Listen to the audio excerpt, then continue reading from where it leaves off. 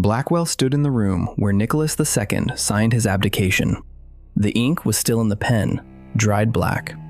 It was a railway carriage, parked on a siding at Pskov station in northwestern Russia, the night of March 15, 1917. The carriage belonged to the Imperial train. Inside, a small writing desk, a single lamp, a silver inkstand, and a borrowed fountain pen. The Tsar of all the Russias, Emperor of Poland, Grand Duke of Finland, ruler of 1/6 of the earth, sat at that desk in a plain officer's uniform and signed 2 sheets of paper. The first sheet abdicated the throne for himself. The second abdicated for his son, the Tsarevich Alexei, who was 13 years old and dying of hemophilia in a bedroom in Tsarskoye Selo. Nicholas Alexandrovich Romanov signed in pencil first, then traced over it in ink. His hand was steady. He had been preparing for this for 2 days, ever since the generals of his own army had sent him a telegram advising him, unanimously, to step down. He wrote in his diary that night. Blackwell has read the page. The entry is short. Quote, 0. Treason, cowardice, deceit, and then one more sentence which Blackwell keeps returning to. Quote 1. 300 years of the Romanov dynasty ended on that piece of paper. The first Romanov, Mikhail, had been elected Tsar in 1613. He was 16 years old. He had been hiding with his mother in a monastery during the time of troubles, and the boyars came to him with a petition and begged him on their knees to take the throne. He refused 3 times. They begged again. He accepted. 3 centuries later, his descendants signed the dynasty away on a train in the middle of the night, and nobody begged him to stay. Nicholas was not a cruel man. He was not particularly intelligent. He was not brave in the way his ancestors had been brave. He loved his wife, his 4 daughters, his hemophiliac son. He loved uniforms and hunting and the smell of incense in the chapel at Livadia. He kept a meticulous diary. He went for long walks. He was, by every account, a gentle father. He was also the last autocrat of a vast empire in the age of factories and telegraphs and machine guns. And he did not understand any of those things. The signs had been there for 12 years. In 1905, after the disaster of the Russo-Japanese War, crowds gathered in St. Petersburg and marched on the Winter Palace, led by a priest named Father Georgy Gapon. They carried icons and portraits of the Tsar. They wanted to petition him for reforms. The troops opened fire. More than 100 were killed. It was called Bloody Sunday. Nicholas was not even in the palace that day. He was at Tsarskoye Selo. He wrote in his diary, quote, 2. A painful day. Then came the manifesto of October 1905, creating the Duma. Then came the dissolution of the First Duma, and the Second, and the Third.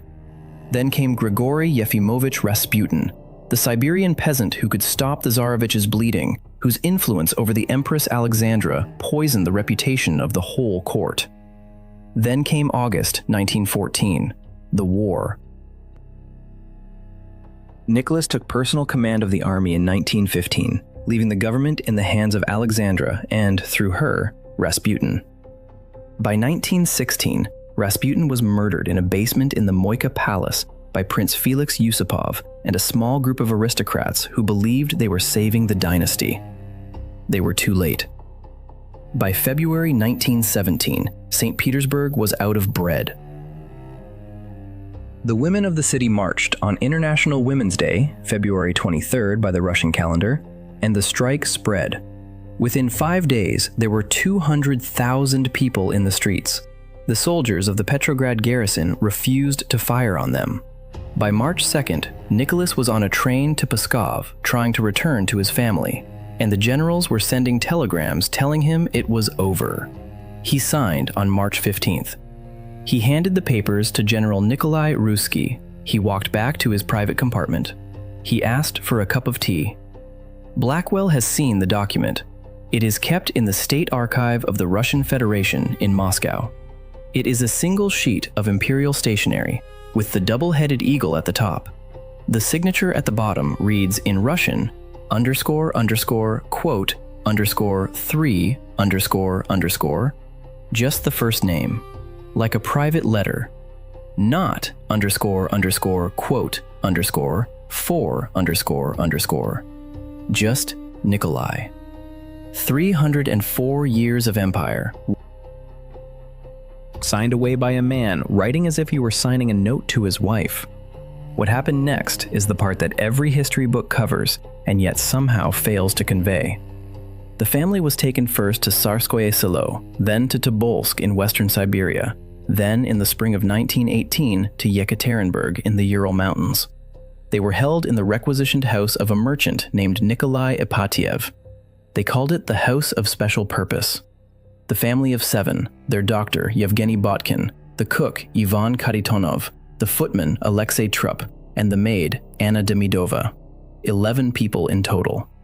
On the night of July 16, 1918, they were woken up at 1:30 in the morning and told to come down to the basement. The Czechoslovak Legion was approaching the city. They were going to be moved. They were told. They dressed carefully. Alexandra insisted on wearing a corset that had diamonds sewn into the lining. The girls did the same. They had been preparing for rescue for months. They were taken to a small room in the basement.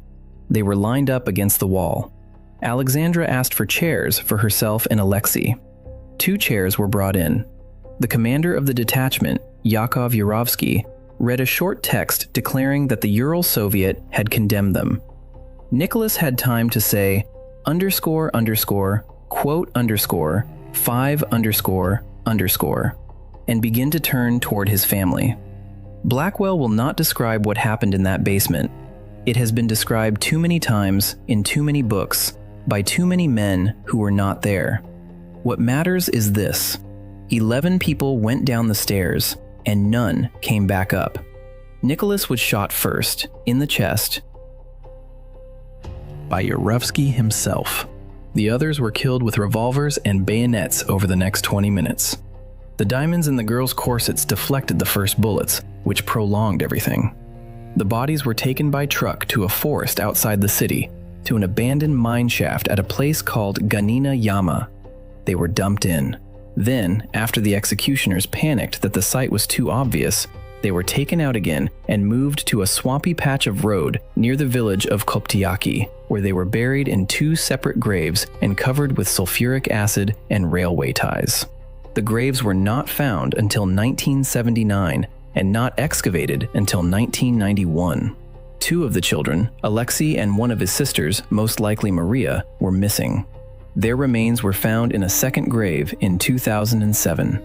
The last Tsar of all the Russias signed away 300 years of Romanov rule with a borrowed fountain pen on a railway carriage desk.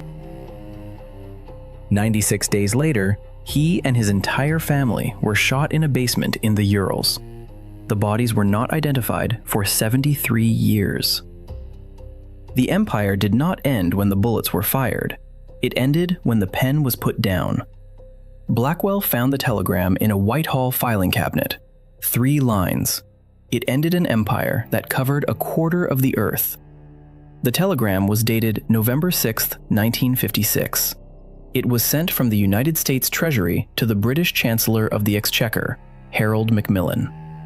The language was neutral, almost polite, but what it said, in effect, was this: if Britain did not withdraw its troops from Egypt by midnight, the United States would dump its entire holdings of British sterling bonds onto the international market. The pound would collapse. The Bank of England would run out of dollars within weeks. The British welfare state, the National Health Service, the pensions, the rebuilding of London would stop. It took 72 hours to undo 100 years of empire. The setting was the Suez Crisis.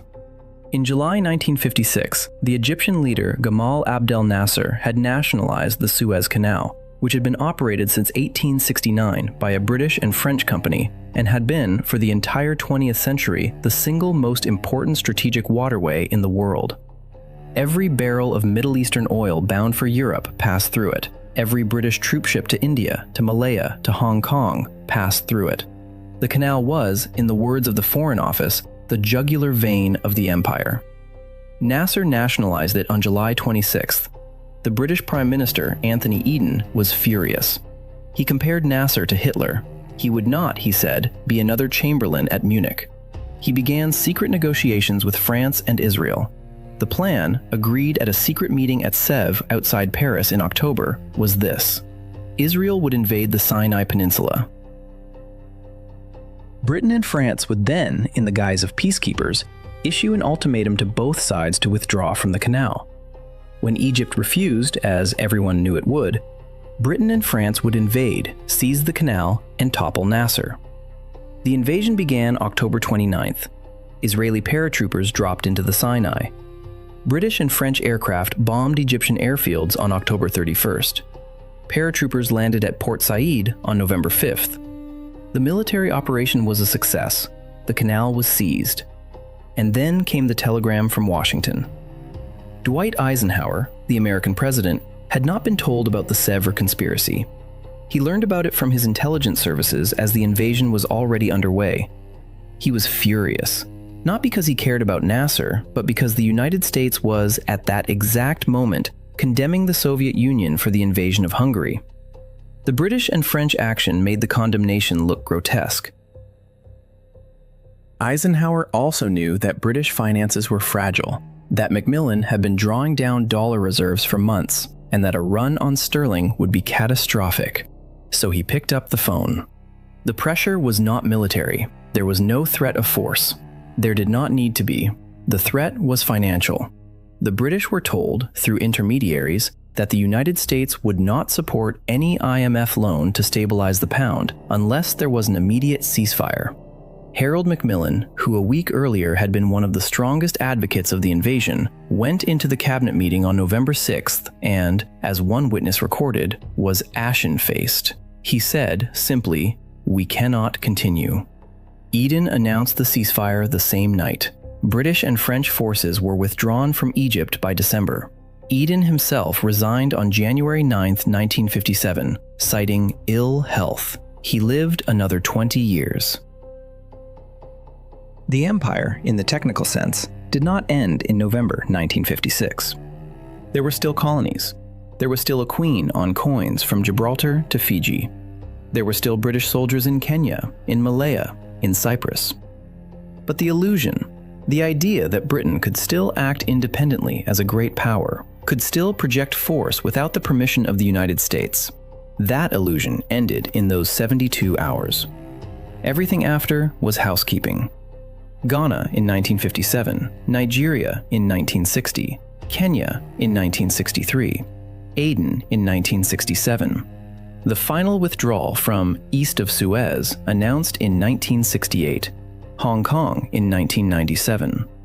The Union Jack came down in capital after capital, always at midnight, always to the playing of God Save the Queen, always followed by a new flag and a new anthem. The sun that never set was finally turned off by a bank ledger in Washington, not a battlefield. Blackwell has held the Suez telegram. It is on thin onion skin paper, the text typed in dark blue ink, the classification stamp, secret, in red at the top and bottom. It looks like nothing. It looks like a piece of office paper. And yet that piece of paper was the moment when the British Empire, which had ruled 1 in 4 human beings alive on Earth, was informed by its creditor that the game was over. Blackwell opened Philip IV's debt ledger in the Archivo de Simancas. The last page, 1662, had one word written in the margin: nada. Nothing left. The archive is in a castle in the small town of Simancas, near Valladolid in northern Spain. It is the oldest state archive in Europe. Philip II built it in 1540 to hold the administrative records of an empire on which, as his courtiers boasted, the sun never set. By the time his grandson Philip IV inherited the throne in 1621, the archive held more documents than any single building in Europe, and the empire it described was the richest and largest the world had ever seen. Spain, the first empire where the sun never set. At its peak, under Philip II, it included the whole of Iberia, the Netherlands, Sicily, Naples, Milan, the Philippines, most of the Americas, parts of Africa, and a chain of fortresses from Manila to Antwerp. Silver from the mines of Potosi, in what is now Bolivia, was shipped across the Pacific and across the Atlantic in fleets of galleons that dictated the rhythm of the global economy. The Spanish peso was the reserve currency of the world. Philip IV inherited this in 1621, at the age of 16. He was not a bad man. He was intelligent, cultured, and devout. He was painted by Diego Velázquez more than 30 times over the course of his reign. If you line those portraits up in chronological order, and Blackwell has, you can watch the empire die in the face of one man. The first portrait, from around 1623, shows a confident young king in black velvet, his hand resting lightly on the hilt of a sword. The last, from around 1656, shows an old man in the same black velvet, the same pose, but his face is sagging, his eyes are dead, his mouth is fixed in the line of someone who has not smiled in 20 years. Between those two portraits, the Treasury declared bankruptcy 4 times. 1627, 1647, 1652, 1662. The causes were not mysterious. The 30 Years' War, which Spain entered in defense of the Catholic cause, bled the treasury. Armies in Flanders, armies in Germany, armies in Italy, fleets in the Mediterranean, all had to be paid in silver, and the silver was arriving from the Americas faster than ever, but leaving the treasury faster still. In 1640, Portugal, which had been joined to the Spanish crown for 60 years, broke away. In the same year, Catalonia revolted. In 1643, the Spanish tercios, the finest infantry in Europe for 150 years, were shattered by the French at the Battle of Rocroi. The aura of invincibility, which had been as important as the silver, evaporated. Philip IV died in 1665, exhausted.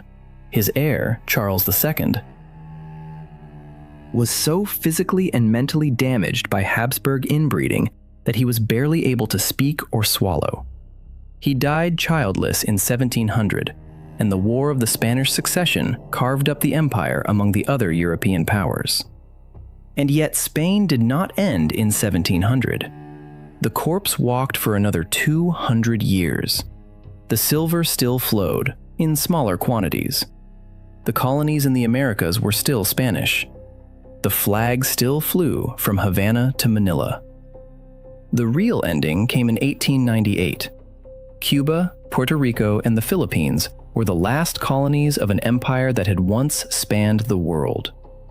In February 1898, the American battleship USS Maine exploded in Havana Harbor under circumstances that remain unclear to this day.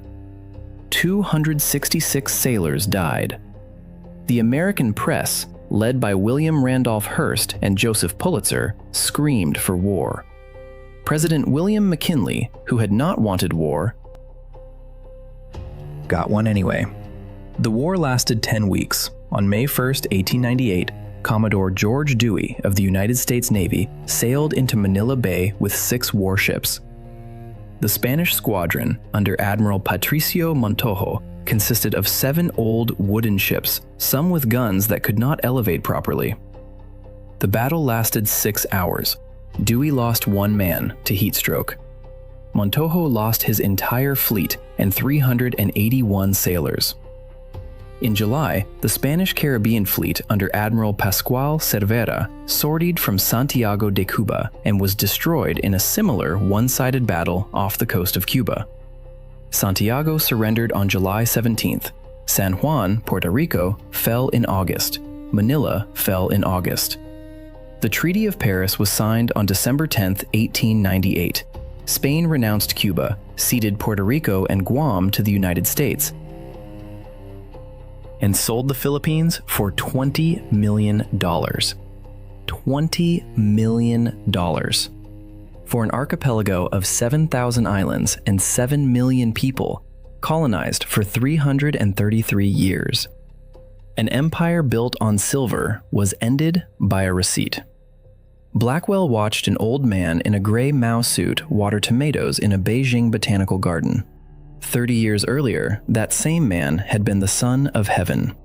The man's name was Aisin Jioro Puyi. He had been born on February 7, 1906 in Beijing.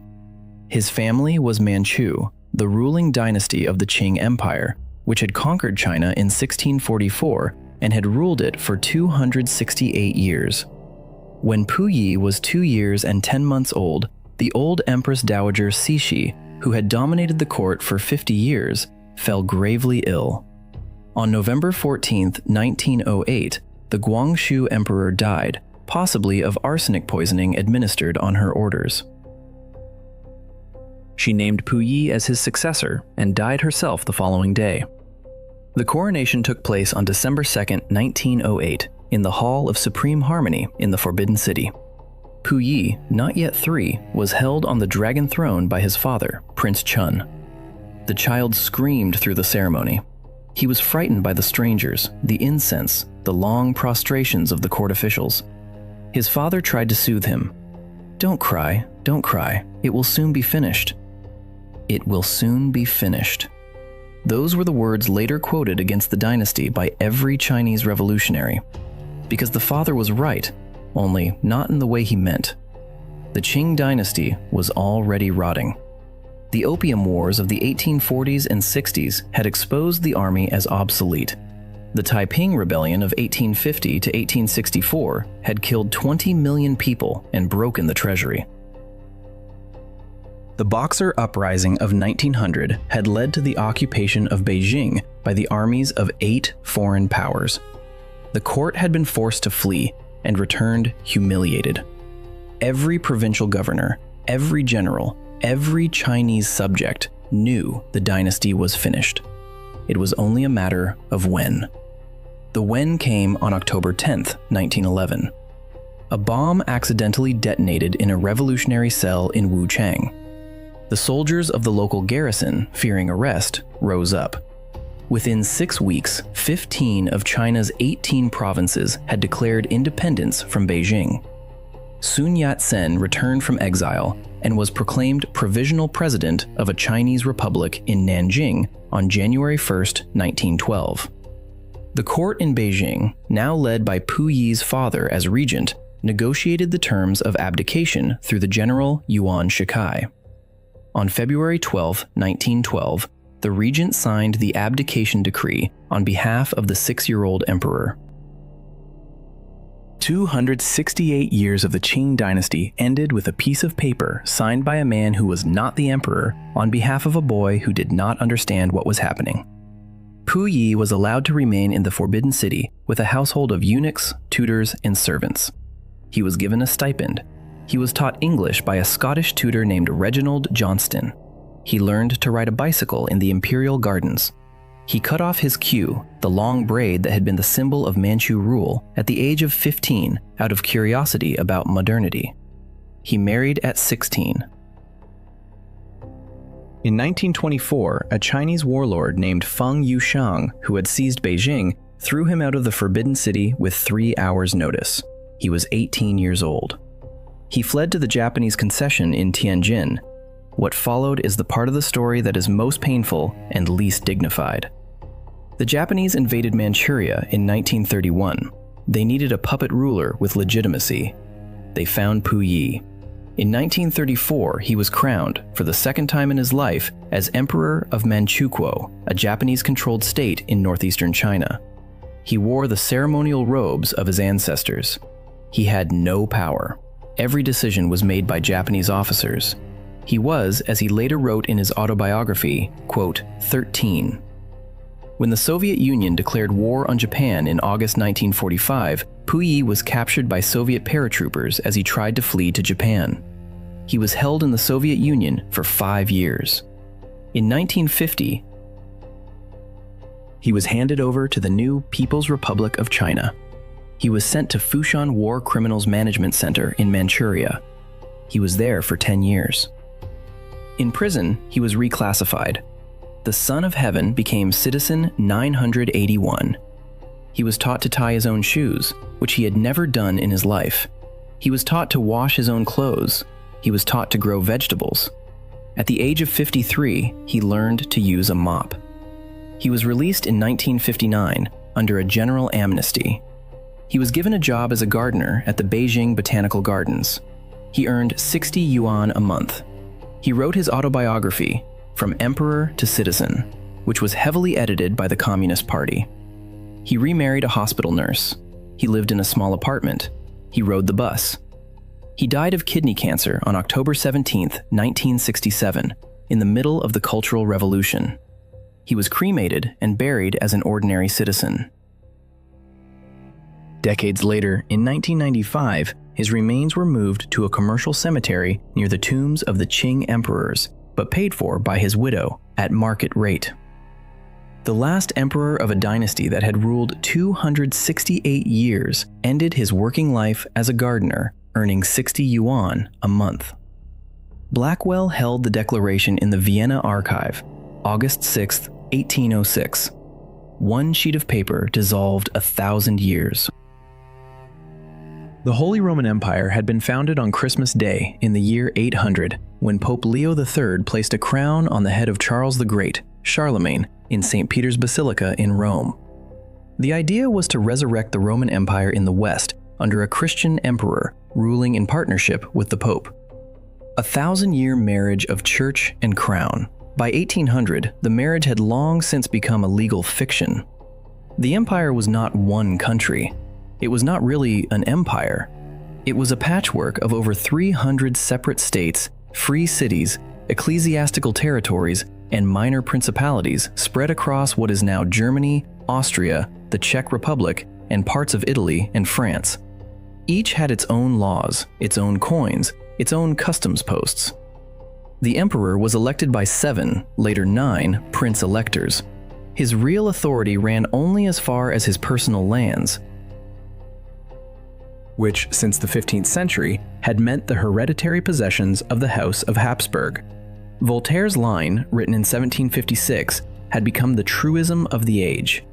This agglomeration, which was called, and which still calls itself, the Holy Roman Empire, is neither holy, nor Roman, nor an empire. And yet, it persisted. It had a flag. The double-headed black eagle on was Francis II. He had been elected in 1792 at the age of 24. His reign was consumed from the first year by war with revolutionary France. He fought Napoleon through the entire cycle of the Revolutionary and Napoleonic Wars. He lost every major campaign.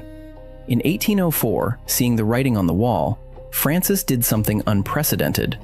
He declared himself Emperor of Austria, a new title for a new hereditary empire built out of his Habsburg lands, while still retaining his old title of Holy Roman Emperor. He was, for 2 years, emperor twice over. Of 2 different empires at the same time. In December 1805, Napoleon destroyed the combined Austrian and Russian armies at the Battle of Austerlitz.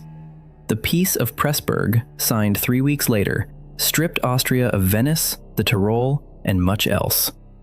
In July 1806, Napoleon announced the creation of the Confederation of the Rhine, a new grouping of 16 German states, all allied with France, all seceding from the Holy Roman Empire. Then Napoleon sent a message to Vienna. The message was this: if the Holy Roman Empire is not formally dissolved by August 10th, I will dissolve it myself, and I will do so in the way I choose. Francis II had a choice. He could resist and lose the empire by conquest, or he could abdicate and preserve, at least, his new Austrian throne. On the morning of August 6, 1806, at 11 o'clock, he signed the Declaration of Abdication of the Imperial Crown in the Hofburg Palace in Vienna. The document is 1 page long. It releases all subjects, officials, and vassals of the Holy Roman Empire from their oaths of loyalty. It dissolves the empire. It acknowledges that the imperial dignity __quote _15 1,000 years ended. At a desk at 11 in the morning, Francis walked out of the room, had lunch, and continued as Francis I, Emperor of Austria. He reigned for another 29 years. He died in 1835 and was buried in the imperial crypt in Vienna, in a tomb that, characteristically, described him as __quote _16 _ same man, smaller title, smaller empire. The empire of Charlemagne was not destroyed in battle. It was filed out of existence to avoid being destroyed in battle. Blackwell stood at Karakorum at dawn. The capital of the largest land empire in human history is now grass, and every country that argues today was once a piece of it. Karakorum is in central Mongolia, on the bank of the Orkhon River, about 250 miles southwest of Ulaanbaatar. In the 13th century, it was the administrative capital of an empire that stretched from the Yellow Sea to the Danube, from Siberia to the Persian Gulf. It had palaces, workshops, mosques, churches, Buddhist temples, and a famous silver fountain in the shape of a tree, built by a French goldsmith named Guillaume Boucher, from whose branches poured 4 different kinds of alcohol on ceremonial days. Today, there is a monastery, there is a small museum, there is grass, there are the broken foundations of a single wall. A few tourists come. The rest is wind. The empire that radiated outward from this place was founded by a man named Temujin, who was proclaimed Genghis Khan, universal ruler, at a great assembly of Mongol tribes in 1206. He was, at the time, around 44 years old. His childhood had been spent as a fugitive. His father had been poisoned by a rival tribe when he was 9. His family had been abandoned on the steppe to die. He had killed his half-brother over a fish. He had been captured and held in a wooden kang by another tribe. He had escaped. In 25 years, from 1206 to 1227, he and his armies conquered more territory than the Roman Empire had acquired in 400 years. After his death, his son Ogedei, his grandson Monk, and his grandson Kublai Khan continued the conquest. By 1279, Kublai had completed the conquest of China and declared himself the first emperor of the Yuan dynasty. At its peak, around 1300, the Mongol Empire covered 24 million square kilometers. It was the largest contiguous land empire in human history. It has never been matched and, given the nature of modern warfare, never will be. And then it fragmented. The fragmentation was not a single event. It was a slow splitting over 2 centuries into 4 great successor states: the Golden Horde in Russia, the Ilkhanate in Persia, the Chagatai Khanate in Central Asia, and the Yuan dynasty in China, each ruled by a different branch of the family of Genghis Khan, each, within a generation, at war with the others. In 1335, the Ilkhanate collapsed into warlord states when its last great Khan died without an heir. In 1335, the Ilkhanate collapsed into warlord states when its last great Khan died without an heir. In 1347, the Black Death, which historians now believe spread westward along the Mongol trade routes, reached the Crimea, then Constantinople, then Italy, then the rest of Europe, killing between 1/3 and 1/2 of the population of Eurasia. The Pax Mongolica, the great peace that had made east-west trade possible for the first time in 1,000 years, had also made the plague possible. The same roads that carried silk and silver carried rats and fleas.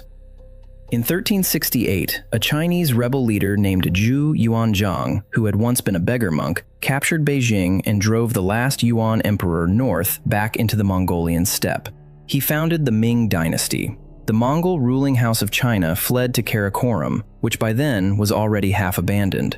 In 1380, at the Battle of Kulikovo, the Russian prince Dmitry Donskoy defeated the armies of the Golden Horde in the field for the first time. The victory did not end Mongol rule over Russia. That would take another 100 years, but it began the long reversal.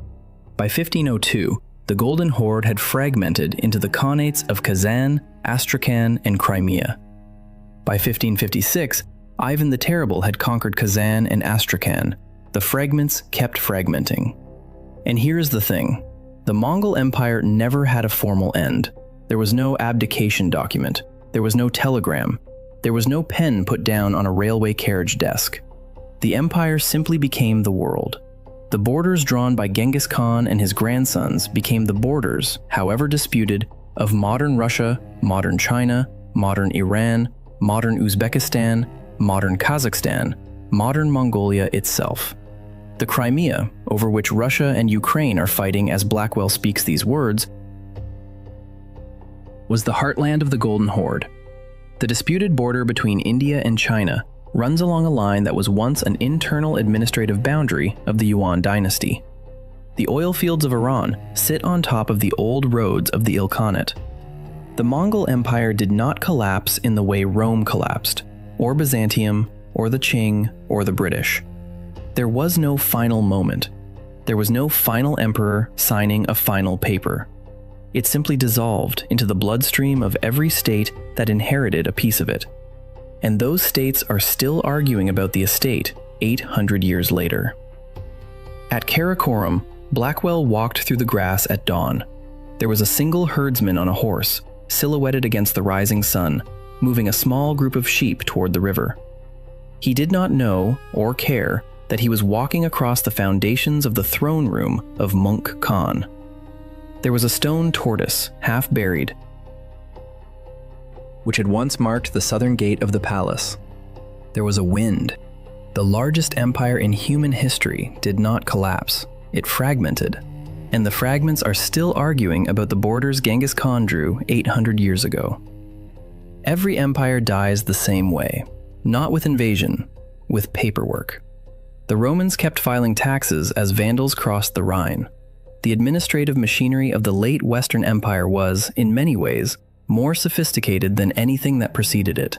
Census records, tax rolls, grain allocations, land surveys. And yet every one of those documents was being filed on behalf of a state that no longer existed in any meaningful sense. The paperwork continued long after the power had gone. The Romanovs kept the court calendar as the Bolsheviks kicked down the door. There are records from February and March 1917 of the imperial household still scheduling audiences, still ordering flowers for the empress, still preparing menus. The empire was dying in the street, and the protocol officers were arranging place settings. The British kept printing stamps with the Queen's face on them long after the colonies were gone. The post office issued commemorative stamps for every royal event through the 1980s, 90% of which were bought by the collector's market, which was itself a nostalgic simulation of a global postal union that no longer existed. The stamps were paperwork pretending to be power. The Spanish kept the Archivo de Simancas running with full staff through the 19th century, filing documents about an empire that had been liquidated in stages.